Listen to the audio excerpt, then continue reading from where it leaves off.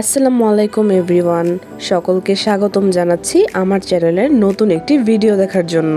আজকের ভিডিওতে থাকছে প্রাকৃতিকভাবে ফেসের ব্রণ ও কালো দাগ দূর করার সমাধান। যে সকল আপু ও ভাইয়ারা এই সমস্যায় ভুগছেন তারা আজকের ভিডিওটি না টেনে সম্পূর্ণ দেখবেন। আশা করছি নিয়ম অনুযায়ী 7 দিন ব্যবহার করলে আপনারা আপনাদের উপকার পেয়ে যাবেন। ভিডিওটি শুরু করার আগেই বলে নিই, যদি আমার ভিডিওটি ভালো লাগে তাহলে না টেনে সম্পূর্ণ ভিডিও দেখবেন এবং চ্যানেলটি সাবস্ক্রাইব করে আমাদের পাশেই থাকবেন। তো বলে নেই, এই প্রাকৃতিক ফেস প্যাকটি বানাতে আমাদের শুধুমাত্র 2টি উপকরণ লাগবে, সেগুলো হলো নিম পাতা ও কাঁচা হলুদ। ইতিমধ্যে আমরা সকলেই জানি কাঁচা হলুদ আমাদের ত্বককে সুন্দর রাখতে গুরুত্বপূর্ণ ভূমিকা পালন করে। সাথে অনেকেই হয়তো জানি না নিম পাতা কিন্তু আমাদের ফেসের ব্রণ দূর করতে অনেক বেশি সাহায্য করে। সুতরাং নিম পাতা ও কাঁচা হলুদ একসাথে ব্যবহারে যেমন আমাদের ফেসের ব্রণের দাগ, কালো দাগ দূর হবে, তেমনি আমাদের ফেসকে করবে অনেক হেলদি, হবে চকচকে, ঝলমলে ও সুন্দর। এই ফেস প্যাকটি বানাতে আমি কোনো কিছুই ব্যবহার করিনি, শুধুমাত্র প্রাকৃতিক 2টি উপকরণ দিয়েই আমি ফেস প্যাকটি বানিয়েছি। ফেস প্যাকটি বানানোর জন্যই প্রথমে আমি পরিমাণ অনুযায়ী নিম পাতা ধুয়ে ছেঁচে নিয়েছি